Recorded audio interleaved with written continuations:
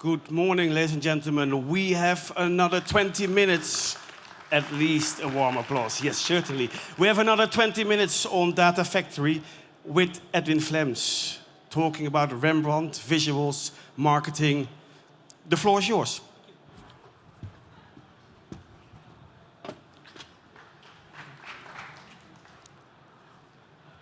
Okay, thank you. I wonder, I like this painting. I wonder if you do as well.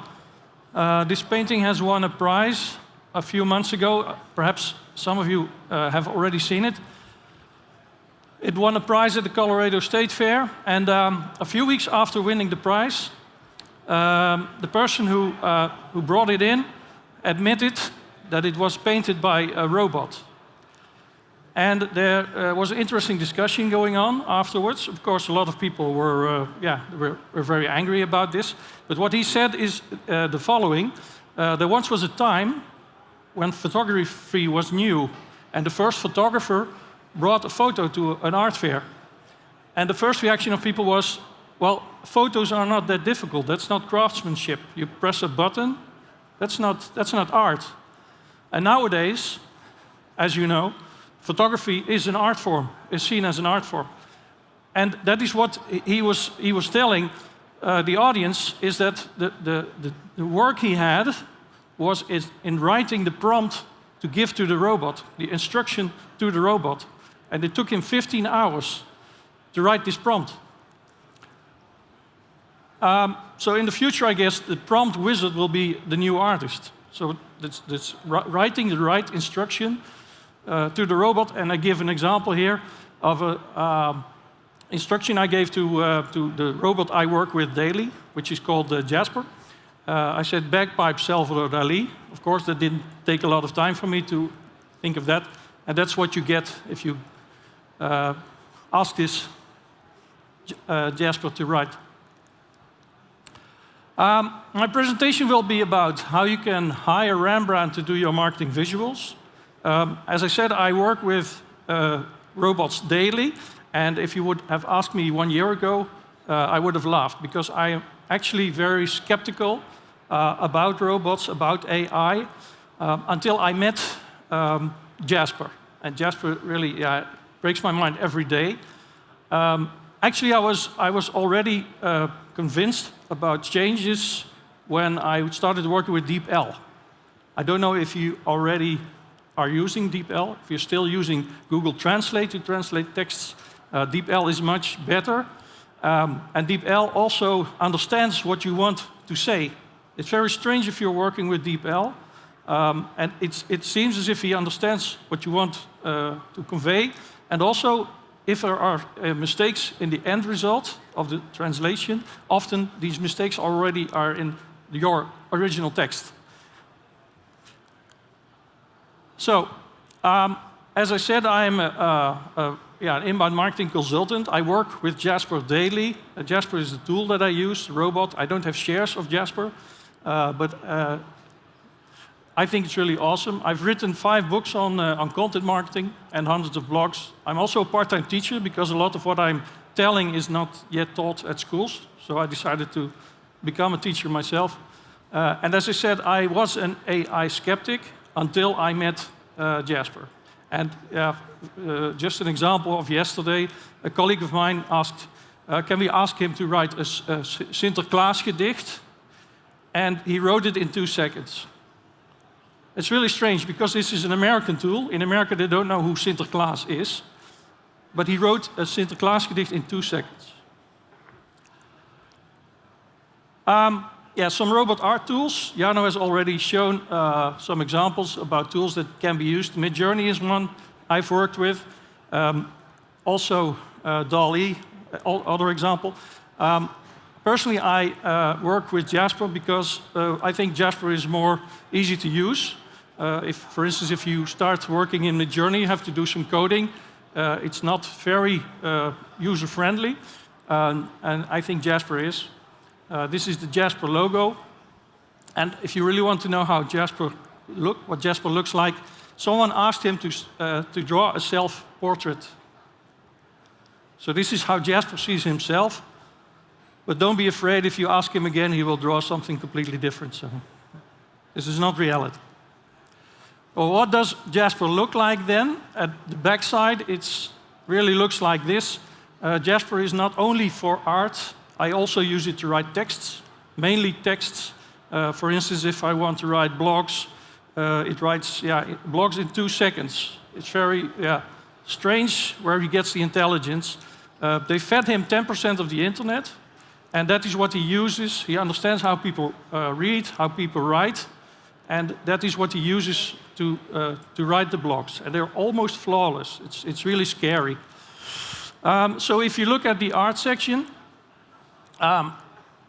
you can ask him, for instance, in this case, Batman with a glass of wine in the church. You can select the style, you can select the medium, you can select even the artist, the mood. So these are all very easy menus that you can use. And this is then an example of what you get. And if you don't like it, you generate it again and again, and it's just only 2 seconds. So it's actually a very fun tool to play with.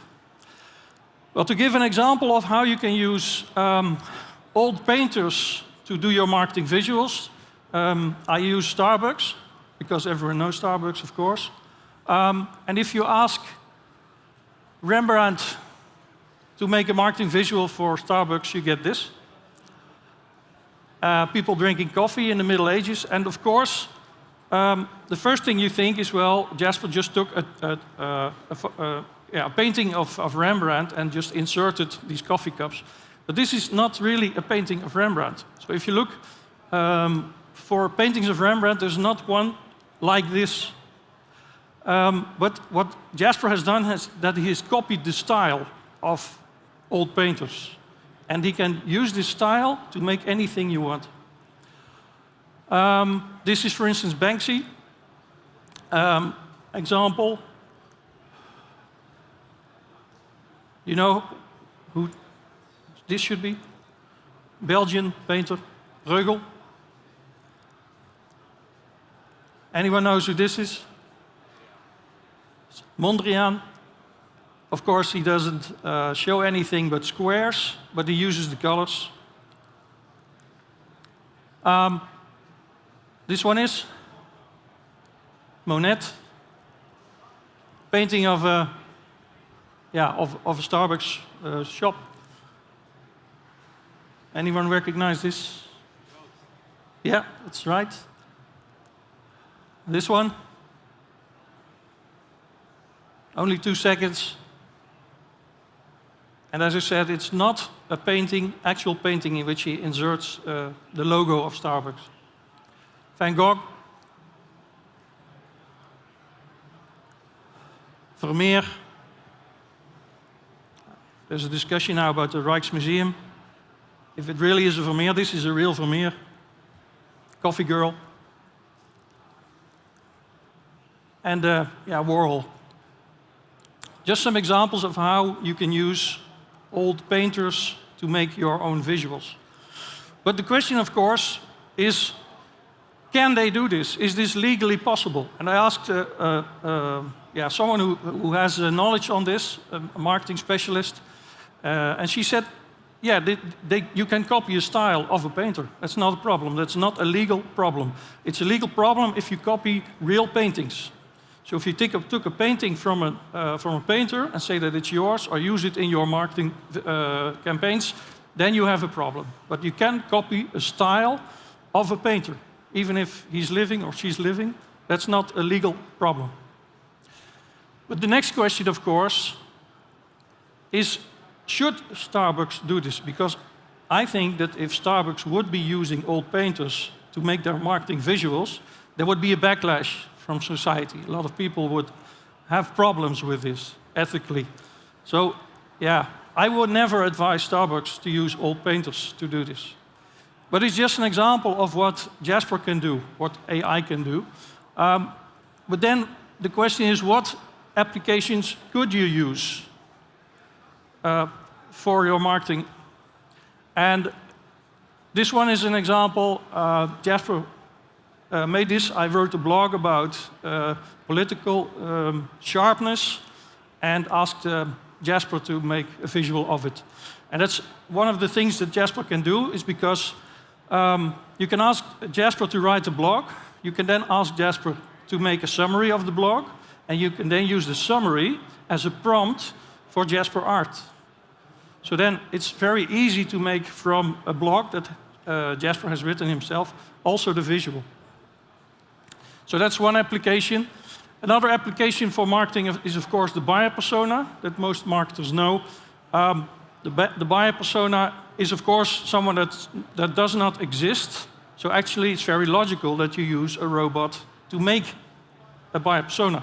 So these people do not exist. They are made up by Jasper. And I put this on LinkedIn, and I got a very interesting discussion. Someone asked me, Edwin, is this really inclusive? Because you only see men, of course. And the prompt I give, you can see it at the top, is engineer 25. So that was my prompt. That was the buyer persona. And I started thinking, and actually what my conclusion is that Jasper in itself is inclusive. You can ask any, whatever you want. But the idea of buyer personas is just not inclusive. Because if you want a buyer persona of an engineer, you will always get a male, because most engineers at the moment are still men.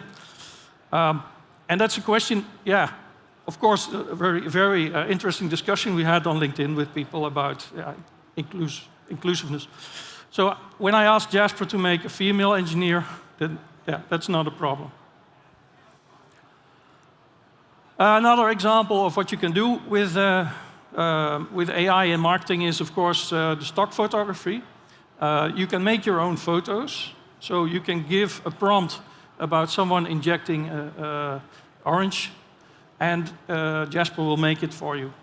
So you don't have to pay for stock imagery. You can even use the tags that stock photography databases use themselves. So if you look on Google Images, you find the stock photography, then you also see the tags, and you can use these tags to let Jasper make this photo for you. So you don't have to pay more for photos. Well, that's what I could think of, any applications, marketing applications of a tool. But I asked Jasper if he could think of other applications that you can use images in marketing.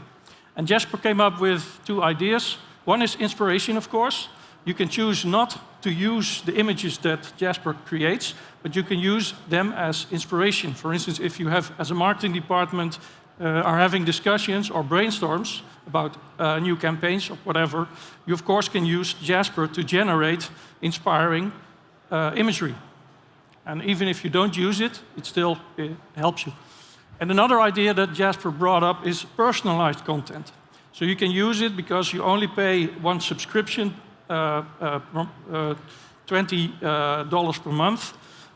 You can generate as much as you want, and you diversify to their various customers the content, so you can make content as much as you want. So these are ideas that Jasper came up with himself.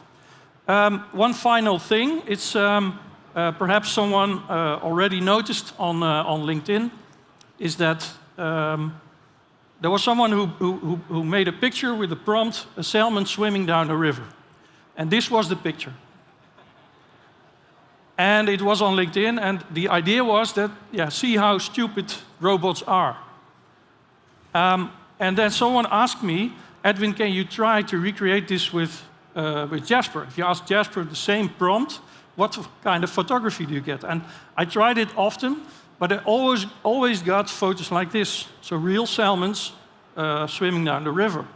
And what I noticed is that as soon as I changed this prompt and added fillet, then that was the moment that I got these photos. So what I was thinking is that the person that originally placed the photo just lied about the prompt that he used. And when I got to Reddit, where the original post was posted, I saw that they had removed it because it was not the truth. So yeah, it's as if there is a lot of resistance, and I notice this daily also with colleagues or with customers. There's a lot of resistance to what a robot like Jasper can make. People are very skeptical. When I ask Jasper to write an expert blog on a subject, and I show it to an expert, and they ask who has written this, then nowadays I say I've written this together with a specialized website.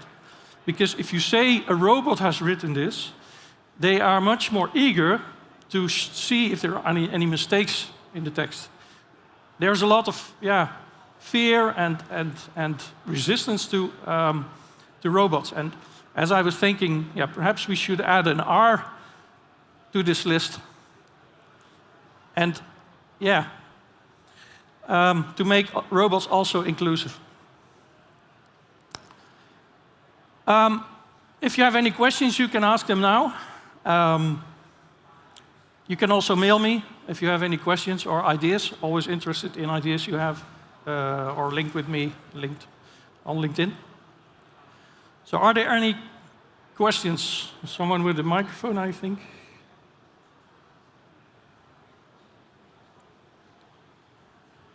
Any questions?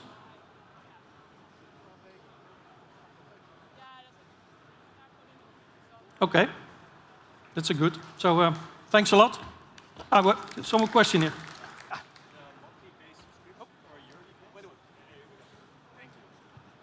Is it a monthly-based subscription or a yearly-based, or what's the price range for this concept? For the text Jasper, there is a simple subscription of $30 per month, and the Big Boss subscription of $100.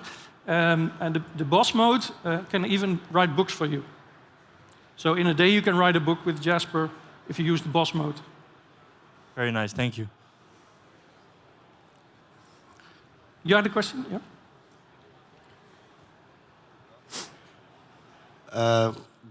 Do you have an example where you use this in a marketing campaign for a client or something? Yeah, we now use it for buyer personas. So if we help customers with buyer personas, we generate them with Jasper. And also with the text version of Jasper, we use this for blog text, for articles, for content pillars. But also, in that case, we communicate this with customers that we do this. Okay, thank you. Okay, so thank you very much.